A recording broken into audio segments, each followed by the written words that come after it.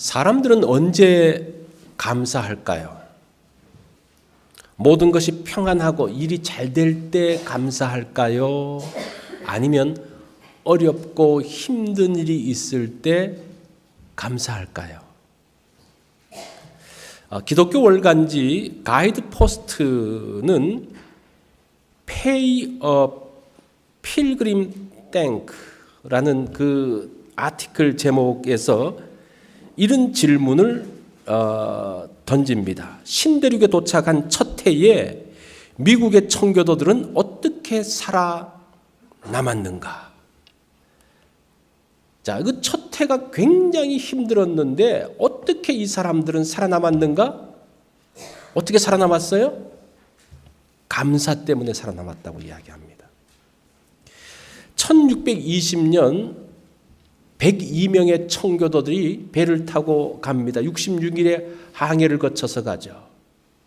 제가 그 내용은 지난주에 말씀드렸는데 추운 겨울을 지나면서 48명이 죽습니다. 거의 한 절반 가까이가 죽어요. 그런데 슬퍼할 겨를도 없이 그곳에서 씨를 뿌리기 시작을 합니다. 집을 짓고 할 것이 얼마나 많습니까? 그렇게 해서 가져온 씨를 뿌리고 특별히 보리와 밀을 뿌렸는데 그 추수 때가 되었는데 하나도 나지 않은 거예요. 왜냐하면 토양이 다르고 모든 것이 달라서 추수를 했음에도 불구하고 먹을 게 아무것도 없는 거예요. 그들이 첫 해 먹었던 추수한 것은 그들이 추수한 것이 아니고 주변에 있었던 아메리칸 인디안들이 가져온 것을 가지고 그들이 연명하기 시작합니다. 그들이 첫 번째 감사절을 드리는데 자신들이 추수한 것 가지고 감사절을 드리지 않아요. 감사 예물을 드리지 않아요. 왜냐하면 아무것도 없기 때문에. 단지 그냥 하나님께서 그냥 우리 살려주신 것 그거 하나 그냥 감사하면서 그들이 얻은 것 가지고 감사의 예물을 드렸던 것을 보게 됩니다. 그런데 가장 감격적인 감사절 예배를 드린 거예요. 여러분 좀 상상이 되십니까? 정말 가슴 터질 것 같은 감사, 감격, 그것은 형통함과 성공과 영광에 있지 않습니다. 여러분 한번 여러분 생애 가운데서 한번 생각해 보세요. 정말 가슴 터질 것 같은 그 감사가 언제 나왔습니까? 모든 것이 잘 되고 잘 먹고 그럴 때입니까? 건강할 때입니까? 아니요, 그렇지 않습니다. 아무것도 없을 때에, 부족할 때에, 절박한 고통 가운데 있을 때에 하나님의 돌보심이 우리 가운데 있는 것들을 생각하면서 정말 뜨겁게 감사를 드렸던 것을 볼 수가 있습니다. 이상하죠? 왜 배부른 사람들이 감사하지 않을까요? 밥 먹는 것이 일상이기 때문입니다. 잘 먹지 못하는 사람은요, 따뜻한 밥 한 그릇 그냥 마음 놓고 한번 먹을 수 있으면요, 정말 감격하면서 그 음식을 먹습니다. 그죠? 건강한 사람이 감사합니까? 아니요. 정말 건강하지 못하고 정말 힘든 사람이 하루 컨디션이 좋아서 하루 그냥 산보 한 5분 정도 산보하고 난 다음에 감사하는 거예요. 그죠? 이 참 이상해요. 모든 것이 넉넉하고 부족함이 없으면 감사가 나와야 되는데 그것은 일상이고 당연한 것으로 생각한다는 거예요. 모든 것을 잃어버렸을 때에 하나 그냥 가진 것, 그것 때문에 감사하는 것, 그것이 우리의 인생이 되어져 버렸습니다. 우리가 당연하다고 생각하면 감사가 없습니다. 또 하나, 내가 수고해서 가졌다고 생각하면요, 감사가 없어요. 그런데 감사가 사라지면서 드디어 문제가 생기기 시작합니다. 이게 인생이에요. 자, 오늘 본문은 감사가 없었던 사람이 감사하는 사람으로 바뀌게 됩니다. 그게 삭개오의 스토리예요. 자, 제가 오늘 제목이 뭡니까? 삭개오의 감사. 어떤 분은 그렇게 생각했을지 모르겠어요. 야, 이게 삭개오의 감사가 뭐가 있나? 그런데 중요한 거는 뭔가 하니 삭개오가 감사가 없었던 사람인데 그 사람이 뭐 하기 시작했다는 겁니까? 감사하기 시작했다는 거예요. 이 삭개오의 스토리는 구원의 스토리일 뿐 아니라 감사의 스토리라는 겁니다.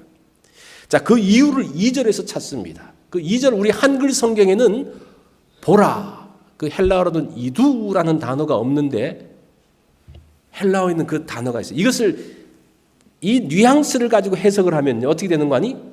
보라, 너희들이 아는 삭개오를 주목해보라, 이런 말이에요. 그러니까 삭개오가 있었는데 그게 아니라 보라, 너희들 삭개오 알지? 그런 말이에요. 그 삭개오의 비포와 애프터가 어떻게 되어지는지를 지금 이 스토리를 통해서 설명하고 있는 겁니다. 무엇이 삭개오를 이렇게 변화시켰을까요? 예수님의 은혜죠. 예수님과의 만남 은혜죠.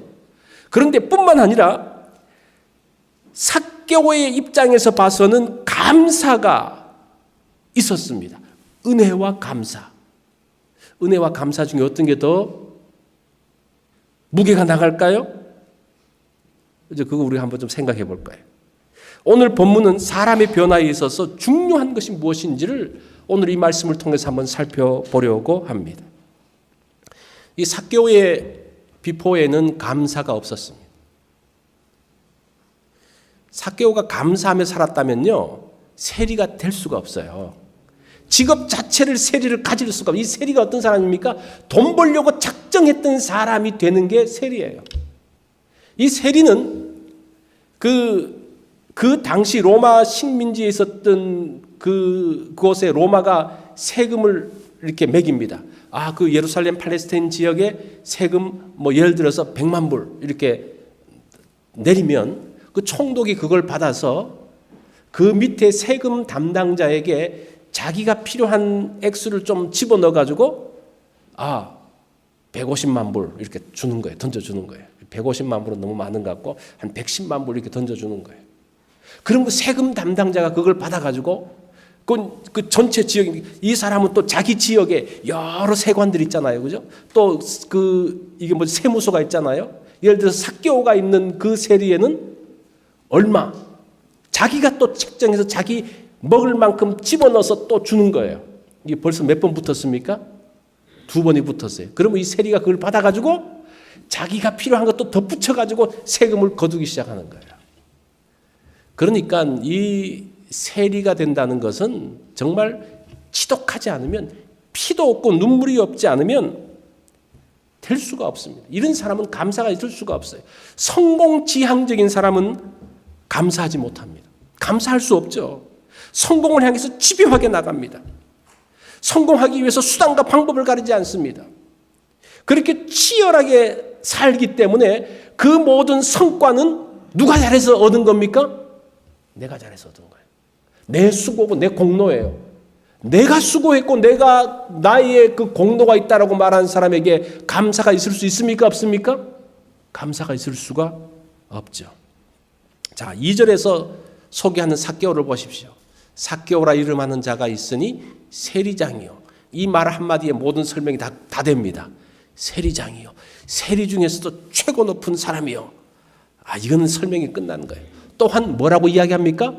부자라고 이야기합니다. 이 부자라는 단어가 플루시오스라는 단어인데 이 부자라는 단어를 누가복음은 또 신약 성경은 어떻게 쓰는지 제가 찾아보니까요. 어리석은 부자에서 이 사람은 농부로 최고 부자죠. 그죠? 그 사람에게 부자라고 할 때 이 단어를 쓰더라고요. 거지 나사로와 부자, 그 사람이 어리어리한 집에서 살죠. 그 사람을 부자라고 이야기합니다. 그래서 신약에서 부자라는 이 단어가 굉장한 부자를 이야기하고 있습니다. 이렇게 큰 권력을 가지고 있고 돈이 많이 있는 사람이 감사할까?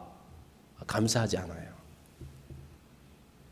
그런데 이런 사람이 감사하기 시작한다면 뭔가 인생에 심각한 변화가 생기기 시작하는 거예요. 세리가 감사하기 시작해요. 그러면 이 신변에 심각한 무슨 변화가 일어나는 거예요. 그렇죠? 보세요. 감사라는 것이 아무것도 아닌 것 같은데 이 세리 삭개오가 감사하기 시작했다? 그 인생이 이제 앞으로 어떻게 바뀔지 몰라요. 감사가 그런 거예요. 자, 이런 삭개오에게 변화의 조짐, 신경의 변화가 보이는데 이 사람이 예수님께 관심을 갖기 시작합니다. 3절에 보면요. 그가 예수께서 어떠한 사람인가 하여 보고자 하되, 이 보고자 하되라는 단어를 보니까요. 미완료, 이 미완료라는 것은 무엇인가 하니 완료되지 않았다, 끝나지 않았다는 거. 이 말은 무슨 말인가 하니 예수님을 보고자 한 것이 보고자 하고 또 보고자 하고 또 보고자 하고 예수님을 찾는 것을, 이 원래는 보고자 한다는 말이 찾는다는 말이거든요. 예수님을 찾고 찾고 또 찾고 또 찾고 하는 지속적인 행동을 이야기하고 있습니다. 벌써 이 삭개오의 그 모습 가운데서 보세요. 굉장한 심경의 변화가 일어나고 있습니다. 예수님을 보려고 지금까지 계속 찾고 있는 그러한 모습을 보게 됩니다. 왜 삭개오가 예수님을 보려고 그처럼 노력했을까? 그것은 정확하게 알 수가 없어요. 이 삭개오가 더 큰 권력을 갖기 위해서 예수님께 나온 것 같진 않아요. 그죠? 더 큰 부자가 되려고 예수님께 나온 것 같진 않아요. 그건 분명한 것 같아요. 그렇다면 뭡니까? 신앙적인 이유 때문에 이 삭개오가 예수님을 찾으려고 했던, 이 원래 삭개오의 이름의 뜻이 무엇인가 하니 순결한 그런 뜻이에요. 의로운 그런 뜻이에요. 자카이오라는 그 단어가 그 헬라어로 순결한 의로운, 아마 그 삭개오의 아버지는 굉장히 경건했던 사람인 것 같아요. 그래서 그 아들이 어떻게 살기를 원해서 그런 이름을 지어줬습니까? 정말 네가 순결하고 의롭고 바르게 살기 위해서 이런 이름을 지어줬는데 이 삭개오는 어땠습니까? 아버지의 뜻하고는 다르게 자기 뜻대로 성공을 위해서 살았던 사람입니다. 아마 언젠가부터의 그 아버지 생각이 났을지도 잘 모르겠습니다. 또 하나, 이 삭개오가 그 당시 많은 랍비들이 있는데 다른 랍비를 찾지 않고 왜 하필이면 예수님을 만나려고 했을까? 아마 예수님에게 붙여진 별명 때문인 것 같아요. 예수님의 별명이 뭡니까? 사람들이 예수님을 어떻게 부릅니까? 이 사람은 세리와 죄인의 친구로다. 그죠? 그 말 때문에 삭개오가 예수님에 대해서 더 관심을 갖기 시작했습니다. 그리고 예수님에게는 12명의 제자가 있었는데 그 제자 중에 누가 있습니까? 세리가 한 사람이 포함되어 있기 때문에 도대체 이 예수는 이 세리에 대해서 어떻게 생각을 할까? 라는 데 관심을 갖고 있었다는 것. 그래서 어느 날 삭개오가 있었던 여리고로 예수님이 오셨어요. 사실은 이 여리고가에서 이제 예수님이 예루살렘으로 올라가서 거기서 돌아가시거든요. 사실은 이때 못 만났으면 삭개오는 영원히 예수님을 만날 수 없는 마지막 순간이었어요. 자, 그런 가운데 예수님이 온다는 소문을 듣고 예수님께 나아갑니다. 그런데 예수님을 볼 수 있습니까? 없습니까? 볼 수가 없어요. 이유는 두 가지. 첫 번째는 사람이 너무 많고, 두 번째는 이 사람은 키가 작아가지고 볼 수가 없는 거예요. 그런데 이 삭개오가 예수님을 이제까지 보려고 계속적으로 노력했다고 그랬잖아요. 그것을 어떻게 할 수 있는고 하니 사람이 많고 키가 작아서 이렇게 되면 돌아가지 않고 어떻게 합니까? 예수님이 어디로 가는지를 보고 그 곳에 있는 나무 위에 올라가는 거예요. 이거 보통 마음 가지고는 안 되죠. 그죠? 지금 예수님을 꼭 보려고 하는 그 마음이 삭개오에게 있었던 것을 볼 수가 있습니다. 그러면서 이제 그곳으로 예수님이 정말 쫙 걸어오십니다. 그리고 삭개오가 있었던 그 나무 밑에 가서 뭐라고 말합니까? 예수님과 삭개오 중에 누가 더 적극적입니까? 누가 적극적이에요? 예수님이 적극적이에요. 왜냐하면 삭개오는 말도 못하고 그냥 쳐다만 보는데 예수님께서 뭐라고 말씀하십니까? 삭개오야, 속히 내려오라. 그러면서 오늘 내가 내 집에 유하여야 되겠다라고 이야기합니다. 이것도 제가 원어대로 번역하면 조금 더 뉘앙스가 강한데 이런 말이에요. 삭개오야, 속히 내려오라. 왜냐하면 그런 말이 있어요. 왜냐하면 내가 오늘 내 집에 머물러야 할 필요가 있기 때문이다, 이렇게 이야기해요.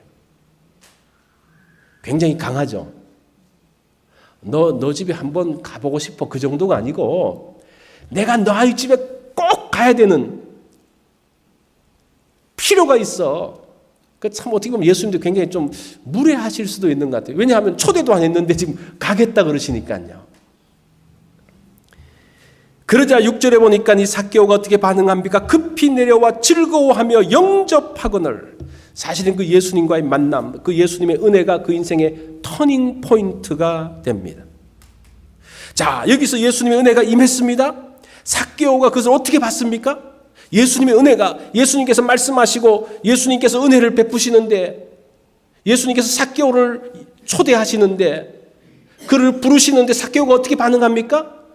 기뻐하여 즐거워하면서 영접하고 있어요. 이게 굉장히 중요해요. 은혜가 임했을 때에 감사로 반응하는 것. 사실은 삭개오의 비포와 애프터 사이에 중요한 것은 은혜와 감사가 딱 들어가 있는 거예요. 자, 이 삭개오의 입장에서 보면 그 삭개오의 그 감사를, 삭개오의 인생을 바꿨던 신앙의 여정을 살펴보면요, 한 세 가지 단계가 있는 것 같아요. 첫 번째는 갈급함입니다. 갈급하면서 주님을 찾은 단계. 이것이 없으면 삭개오는 예수님께 나오지 않았습니다. 나무에 올라가지도 않았을 거예요. 갈망. 언제 갈망이 있고 언제 갈급함이 있습니까? 우리 인생에 문제가 있을 때 갈급해요. 전혀 문제없는 인생은 주님을 만나려고 그렇게 노력하지 않습니다. 애쓰지 않습니다. 고민, 문제, 고난, 고통, 질병, 이게 힘든 거죠. 우리를 고통스럽게 하죠. 그런데 이것이 갈망이 되어져서 누구에 대한 갈망이 생깁니까? 하나님에 대한 갈망이 생기는 거예요. 그래서 그것이 축복이 될 수 있는 거예요. 여러분 보세요. 이런 갈망과 어려움과 그 절망의 상황을 그 주님을 향한 갈망으로 바꾸면 그것이 축복이 되어지는데, 그것이 그냥 절망으로 들어가는 것이 되어지면요, 그것처럼 불쌍한 사람이 없어요. 주님을 향한 그 브릿지가 만들어졌는데 주님을 향해서 가지 못하고 절망을 향해서 간다면 얼마나 문제입니까? 자, 이것이 감사로 들어가는 첫 번째 단계예요. 우리의 고민, 문제, 고난, 고통, 질병이 무엇으로 들어가게 한다? 감사로 들어가게 한다는 거예요. 두 번째는 은혜에 대한 반응입니다. 은혜가 임할 때 반응하면 감사하는 사람이 되어져요. 하나님의 은혜가 임할 때에 반응하지 않을 수 있냐? 사실은 우리가 이 세상 전체가 하나님의 은혜로 되어져서, 하나님의 은혜가 없으면요, 문제가 생길 수 있어요. 하나님께서 은혜를 거두시면요, 문제가 생길 수 있어요. 이때에 은혜가 임할 때에 반응하며 감사하는 사람이 있고, 거기에 대해서 반응하지 않는 사람이 있어요. 하나님의 은혜가 임한다고 우리가 다 은혜를 받고 사는 사람들인데, 어떤 사람은 그 가운데서 감사하고 축복을 누리는데 어떤 사람은 그냥 잠잠합니까? 그게 바로 우리가 어떻게 반응하냐에 따라서 달라진다는 겁니다. 누가복음 19장, 그 앞이 누가복음 18장인데, 누가복음 18장에 어떤 내용이 나오는 거 하니? 부자 관원 이야기가 나옵니다. 그래서 이 누가는 부자 관원과 삭개오를 비교를 하고 있어요. 자, 보세요. 이 부자 관원이 어떻게 합니까? 예수님께 나오죠. 그러면서 말합니다. 예수님에 대한 열망이 있어요. 부자지만 예수님에 대한 열망이 있습니다. 그리고 이 부자 관원은 바르게 살려고 애쓴 사람이었습니다. 예수님께서 십계명에 대해서 다 지키라고 그러니까, 예, 저는 이미 다 지켰습니다라고 말할 정도로 정말 신실한 사람이었습니다. 그런데 그런 부자 관원에게 예수님께서 말씀하시기를, 누가복음 18장 22절에 보면, 내게 아직도 한 가지 부족한 것이 있으니 내게 있는 것을 다 팔아서 가난한 사람들에게 나눠주고 나를 따르라 그러니까, 이 부자가 어떻게 합니까? 그 사람이 큰 부자이므로, 이 부자라는 단어가 삭개오 부자라는 단어하고 똑같은 단어예요. 그러니까 이 사람 부자도 만만치 않은 부자인 것 같아요. 관리고 권력이 있죠, 그죠? 돈이 있죠. 삭개오하고 거의 비슷해요. 삭개오도 권력이 있죠, 돈이 있죠. 근데 이 부자 간호는 사실은 좀 더 이렇게 좋은 쪽이고, 삭개오는 그냥 형편없는 쪽이지만 어쨌든 비슷한데, 누가가 이 두 사람을 딱 비교하면서 어떻게 합니까? 부자가 너는 그 돈 때문에 예수님께서 주시는 은혜에 반응하지 못한다면 삭개오는 어떻게 하는 겁니까? 그 예수님의 은혜에 대해서 삭개오는 반응했다 이렇게 이야기를 해요. 이게 굉장히 중요해요. 여러분 하나님의 은혜를 모르십니까? 하나님의 은혜가 여러분들에게 임하지 않았어요? 임했음에도 불구하고 지금도 임함에도 불구하고 어저께도 임함에도 불구하고 여러분들이 얼마나 그것에 대해서 감사함으로 반응했습니까? 그것을 감사함으로 반응하지 못하니까요 내 마음이 퍽퍽해지는 거예요. 자, 세 번째 단계는 감사를 표현하는 겁니다. 삭개오가 예수님의 그 말씀을 듣고 내려오라 그랬을 때에 즐거워하여 영접하거늘 이렇게 합니다. 받은 은혜를 기뻐하며 받아들이는 것이 감사예요. 그리고 당신이 나에게 큰 도움이 되었습니다라고 인정하는 게 감사예요. 감사는 뭡니까? 인정하는 거예요. 인정하지 않으면 감사가 나오지가 않습니다.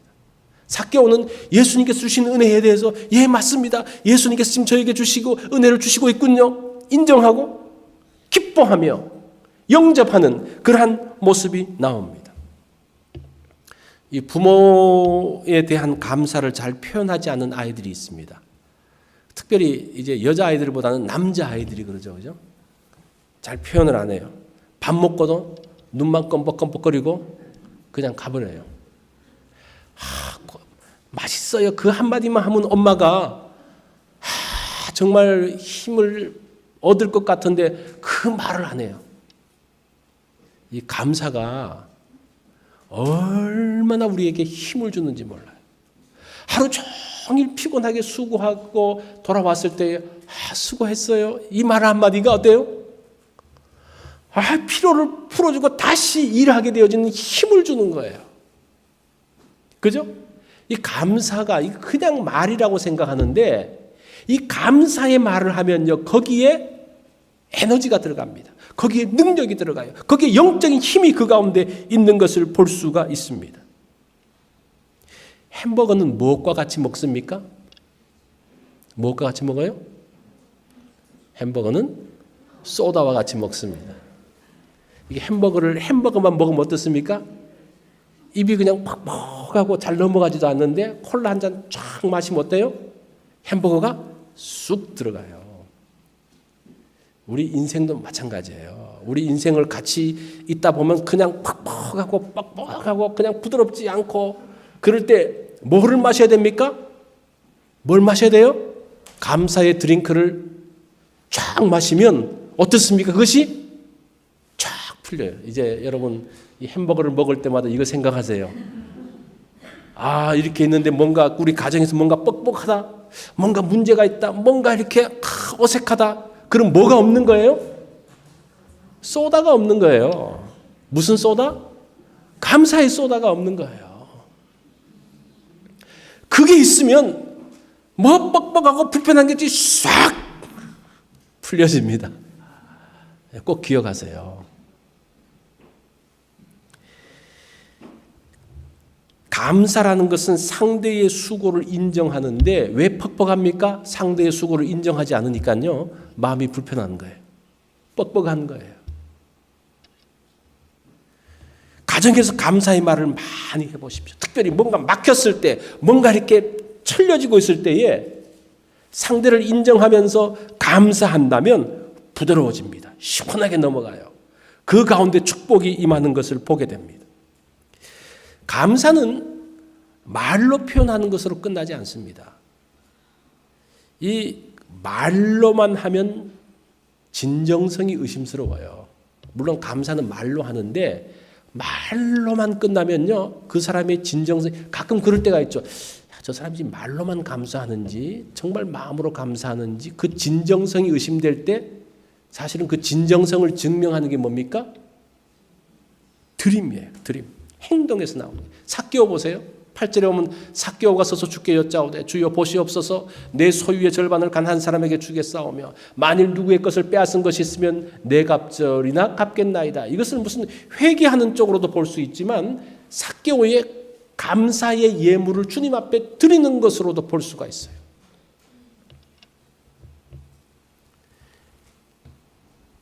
삭개오가 이 말을 한 이유가 있어요.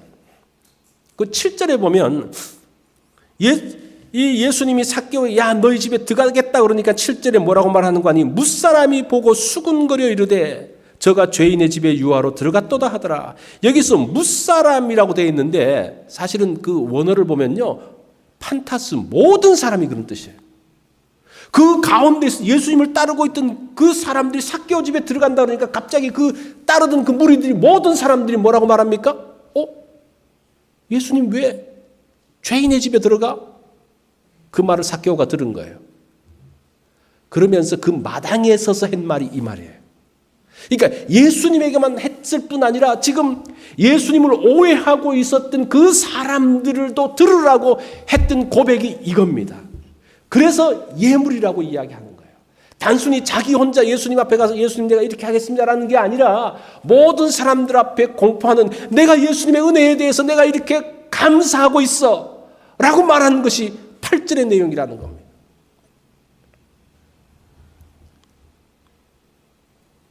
자, 우리가 감사의 예물 그러면 이 절반을 드려야 되는데 야 그러면 다음 주 부활 추수감사절에 절반을 드리란 말인가? 사실은 그게 아니에요. 금액이 중요한 게 아니라 여기서 뭐가 중요한 거 아니? 예물로서 표현되어진다. 우리의 말, 우리의 감사가 뭐로 표현되어진다는 겁니까? 예물로서 표현되어져야 된다는 거예요. 그러면서 내 감사의 진정성을 나타낸다는 거예요. 그리고 감사에는 사연이 있어야 됩니다. 그냥 고마워 그리고 던지는 게 아니라 어떻게 하는 거예요? 그 왜 고마운지에 대한 사연이 있어야 되는 거예요. 감사의 내용이 담겨져 있을 때에 그것이 감사의 예물이 되어져야 되는 거예요. 추수감사절이 됐으니까 뭐 어떻게 하지? 그냥 해가지고 그냥 하는 게 아니라 많든지 작든지 간에 나의 그 사연들을 가지고 나가는 것이 감사 예물이라는 거예요. 그 이철환 작가, 이 연탄길이라는 그 책을 쓴 이철환 작가가 그 글에서 나오는 내용입니다. 결혼식 날이었다.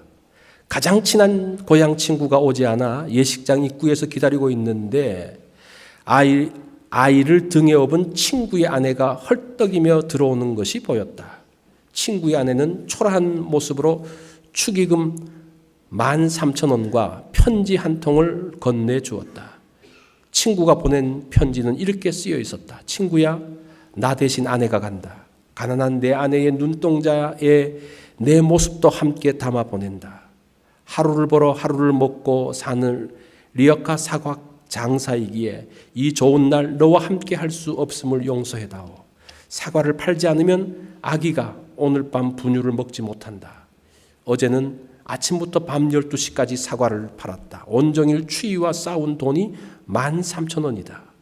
나 지금 눈물을 글썽이며 이 글을 쓰고 있지만 마음만은 너무 기쁘다. 개 밥그릇에 떠있는 별이 돈보다 더 아름다운 거라고 가르쳐준 내 얼굴이 지금도 또렷이 기억되기 때문이다. 넌 친구지만 배우지 못한 내게 많은 가르침을 주었다. 친구야, 고맙다. 이 좋은 날 아내 손에 사과 한 봉지를 들려보낸다. 지난밤 노래한 백열등 아래서 제일로 예쁜 놈들만 골라냈다. 신혼여행 가서 먹어라. 친구야, 이 좋은 날 너와 함께 할 수 없음이 마음 아프지만 나는 언제나 너와 함께 있다. 해남에서 친구가. 나는 겸연쩍게 웃으며 사과 하나를 꺼냈다. 씻지도 않은 사과를 나는 우적우적 씹어댔다. 왜 자꾸만 눈물이 나오는 것일까? 다 떨어진 신발을 신은 친구의 아내가 마음 아파할 텐데 멀리서도 나를 보고 있을 친구가 가슴 아파할까 봐 나는 이를 사려 물었다. 하지만 참아도 터져 나오는 눈물이었다. 참으면 참을수록 더 큰 소리로 터져 나오는 울음이었다. 어깨를 출렁이며 울었다. 사람들 오가는 예식장 한가운데서. 자, 13,000원의 축의금인데 사연이 담겨 있어요. 그러니까 그 돈이 큰 돈이 되는 거예요. 어떤 것하고도 비교할 수 없는 큰 돈이 되는 거예요. 여러분, 그게 감사의 예물이에요. 우리가 작은 돈 드리는 거 그게 중요하지 않아요. 난 너무 보잘것없어 그게 중요하지 않아요. 얼마나 많은 감사의 사연이 담겨 있느냐가 훨씬 중요해요.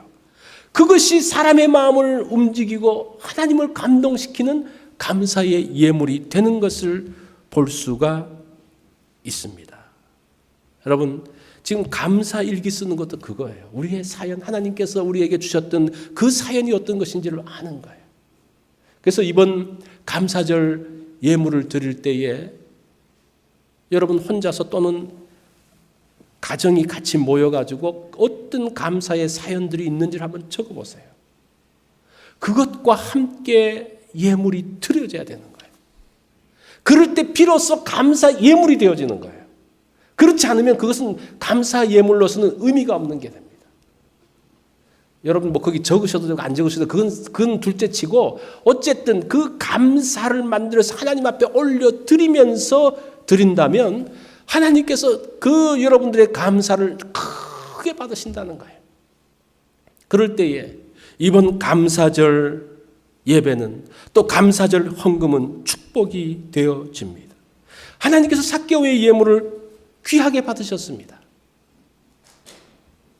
이 초대교회에 보면 초대교회의 그 당시 여러 가지 일들을 기록한 문서 중에 하나인 클레멘트 교훈집에 이렇게 기록되어져 있습니다.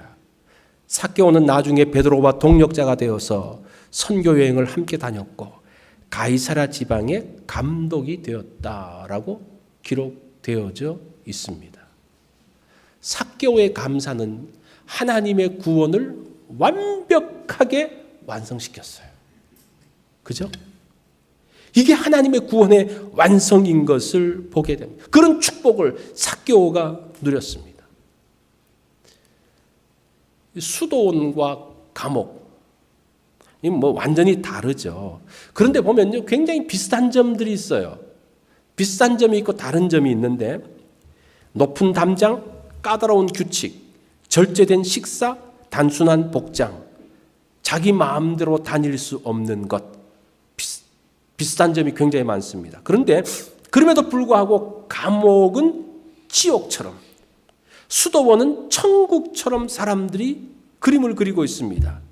겉으로는 비슷한데 왜 이렇게 다를까? 그 속에 뭐가 있고 없고의 차이입니까? 감사가 있느냐 없느냐의 차이라는 겁니다. 사실은 감옥에 간 사람들은 다 억울한 사람들이에요. 자기가 죄 지었다고 인정한 사람은 뭐 거의 없습니다. 그러니까 뭐가 나옵니까? 늘 불평, 원망이 나오는 거예요. 그러니까 불평이고 원망이 나오니까 그 감옥이 뭐가 되는 겁니까? 지옥처럼 바뀌어지는 거예요. 그 수도원은 어떻습니까? 그 수도원은 뭐 환경이 비슷할 수 있지만 이 사람들은 무엇이 나오는 겁니까? 자기가 억지로 끌려온 게 자기가 자원해서 하나님의 은혜를 알기 위해서 나온 사람이 있으니까 늘 그 가운데 감사가 있는 거예요. 그 차이에. 다른 그 차이 거의 없어요. 그 차이 하나입니다. 만약에 수도원에서 갑자기 사람들이 불평하기 시작하고 원망하기 시작한다면요, 그 수도원은 뭐로 바뀌겠습니까? 감옥으로 바뀌는 거예요. 그래서 마음대로 나가지도 못하고 그냥 그 속에서 불평만 그냥 들끓는. 그런데 감옥에 있는 사람이 그 가운데서 은혜 받아서 늘 감사한다면 그 감옥도 뭐가 될 수 있어요? 천국이 될 수 있어요. 그 감옥에서 밀턴의 신라원들이라든지 작품들이 감옥에서 나옵니다. 왜 그래요? 그 장소를 축복의 장소로 바꾸니까요. 감사의 장소로 바꾸니까요. 그렇게 바뀌어지는 거예요. 우리 인생을 지옥과 천국으로 만드는 것은 환경이 아닙니다.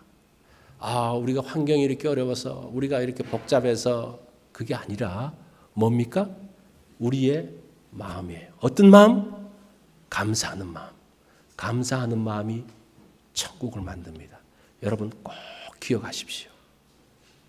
감사할 때에 삭개오가, 이 세리 악랄한 삭개오가 나중에 뭐로 바뀌었어요? 이 성직자로 바뀌었다니까요. 그 감사의 능력을 우리 이번 감사절기에 누리시기 바랍니다. 우리 다 같이 기도하겠습니다.